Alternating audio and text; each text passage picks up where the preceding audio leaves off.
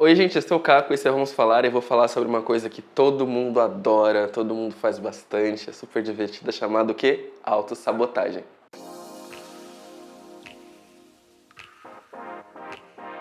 Antes de começar qualquer coisa nesse vídeo, eu acho que é importante trazer o quê?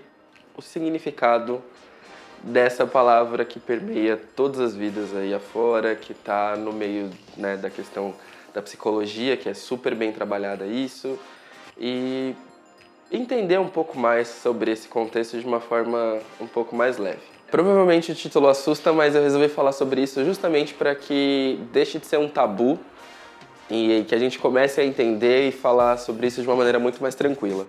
Para quem não sabe, isso está dentro da psicologia, já é falado de diversas outras formas, existem vários estudos que passam por essa situação, né? Inclusive tem várias leituras ótimas na internet falando sobre autossabotagem, mas eu achei que trazer isso para um aspecto mais simples e mais resumido pode ser uma chance da gente, quem sabe, expandir o assunto. A autossabotagem é quando criamos obstáculos e empecilhos de forma consciente ou inconsciente que nos atrapalham na hora de realizar tarefas ou conquistar objetivos. Começando por essa frase, né, super tranquila, super fofa, já dá pra entender um pouco como a autossabotagem funciona. E provavelmente você deve estar pensando aí, depois do que eu falei, pelo menos eu espero, quantas e quantas vezes você não deixou de fazer alguma coisa em função de autossabotagem.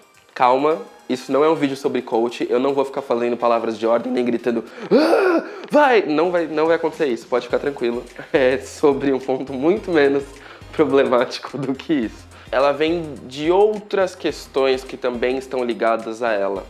Né? Dentro da psicologia eles falam muito sobre a dificuldade de realizar tarefas, né, como foi mencionado, mas acho que vem, né, atrelado também com o síndrome do impostor, atrelado com uma certa ansiedade, atrelado com medo, que acaba dando essa panorama que a gente tem. Panorâmica? Panorama? Né? Não é como se fosse uma coisa muito difícil de acontecer, porque muitas vezes o fator principal que atrela tudo isso também é a procrastinação, né? Então, mediante a todos esses cenários, quando a procrastinação entra e toma ali a situação, ela deixa ainda mais difícil da gente entender quando isso está rolando. O problema da autossabotagem, da maneira como eu vejo, né, e de acordo com o que eu li, para poder falar um pouquinho mais sobre isso, é quando isso começa a se tornar um impeditivo na vida das pessoas. Tem gente que deixa de fazer aquilo que gosta de fazer, tem gente que desiste de talento, desiste de vontade, desiste de sonho, em função de autossabotagem, por justamente não saber calar essa voz que está tão forte dentro da gente, falando pra gente simplesmente não fazer. E esse não fazer, ele vai acontecendo de tantas outras formas que muitas vezes a gente nem entende por que deixou de fazer em primeiro plano. Ou seja, a autossabotagem ela acaba sendo tamanha, né, mediante a todos os outros problemas, que muitas vezes a gente perde o foco, perde a noção do que está querendo fazer, perde o interesse justamente por ser difícil de entender aonde ela começa e aonde ela termina. É normal que a gente tenha insegurança em relação a botar as coisas na rua e fazer. Eu inclusive falei já no canal sobre as questões de insegurança. Vocês podem ver no vídeo que vai estar na cartela aqui, que eu tô falando, né, que tá aqui, mas só o Matheus vai saber onde tá. Sobre esse ponto de vista, sabe, quando a gente começa a se auto-sabotar demais, a gente vai postergando e muitas vezes a gente perde o que seria muito relevante pra gente. Hoje, por exemplo, só eu sei o quanto o canal me ajudou com essa questão de autossabotagem. Porque eu não só era a pessoa que muitas vezes não começava, mas como também era a pessoa que muitas vezes não chegava nem a terminar as coisas em função de autossabotagem. Porque eu achava que estava ruim, ou eu era muito autocrítico, e quando a autocrítica entra nesse ponto, é o mais danoso, a meu ver, porque assim, não é ninguém falando que tá ruim, não é ninguém falando algo negativo sobre o que você está fazendo, não é nada, sabe? É a sua voz sendo a sua principal crítica e a mais forte de todas elas, fazendo com que você desista das coisas sem muito menos, né, tentar. E um ponto relevante sobre isso também é entender como isso gera meio que uma cadeia de sentimentos. É como se a gente retroalimentasse todos os sentimentos negativos através da autossabotagem.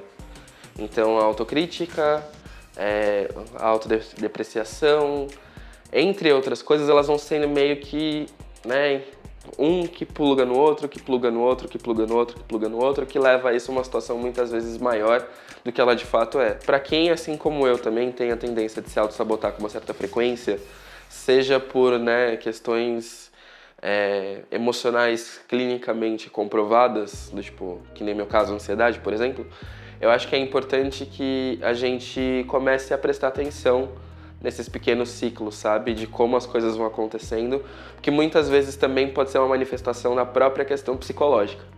E o intuito aqui, deixando bem claro, o intuito aqui não é criticar o ser humano em relação às atitudes e tudo mais, é só que a gente comece a entender um pouco mais de como essas coisas funcionam. Levar menos culpa, colocar menos peso, ser menos nocivo para nós mesmos como a gente costuma ser em várias situações. Não é necessário que a gente entre em parcelas tão complicadas assim, sabe, do nosso entendimento, para observar o todo, sabe? Às vezes o que a gente está observando tão obsessivamente, tão focado, que né, a autossabotagem está levando a gente para isso, se a gente amplia a visão disso, a gente consegue entender que tem muitos outros fatores ali que são positivos e que não devem levar a gente à autossabotagem.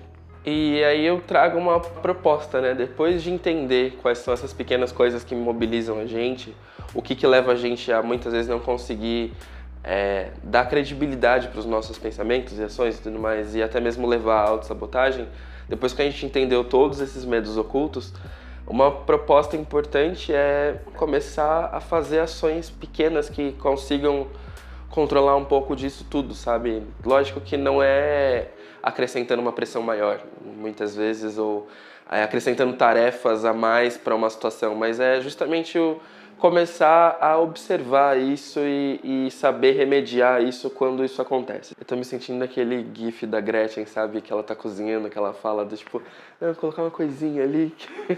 Esse gif é maravilhoso, mas toda hora eu tô falando com a mão, eu tô me sentindo na própria Gretchen no gif. Sobre a questão da autossabotagem também, eu acho que outro ponto super relacionável disso é que a gente tá aqui pra errar.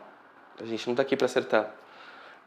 Assim como esse vídeo dependeu de uma edição para que ele ficasse mais fluido e acontecesse, muitas outras coisas na vida vão precisar de edições, vão precisar de cortes, vão precisar de erros, vão precisar de uma série de coisas para isso acontecer. Faz parte do ser humano errar.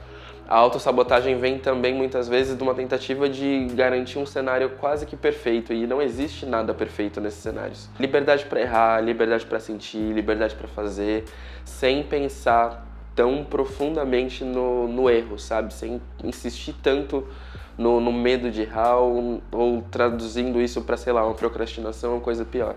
A gente está aqui para tentar e a autossabotagem é a nossa cabeça dizendo que a gente já não vai conseguir sem que a gente saiba, né, o resultado disso. E como ninguém aqui tem bola de cristal ou uma forte tendência para ver o futuro, sei lá, tirando Sense Márcia ou outras pessoas do tipo, eu acho que vale a gente dar um voto de confiança para o que a nossa cabeça diz às vezes e por onde, sabe, fazer de alguma forma.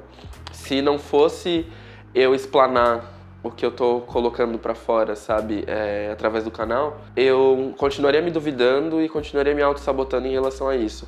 Eu não tô dizendo que, sei lá, sabe, tô fazendo uma grande coisa com isso, mas eu tô fazendo algo que eu acredito e, de certa forma, calando, né, essa voz que não entende muito bem o que eu quero fazer e que acaba me colocando muito aquela pulga atrás da orelha de ser o meu próprio impostor ali, a síndrome do impostor, é meu próprio sabotador em diversos momentos. Dar mais voz pra dentro da gente e uma voz que seja condizente com, né, com respeito, com afeição e com entendimento de que a gente tá aqui pra simplesmente viver.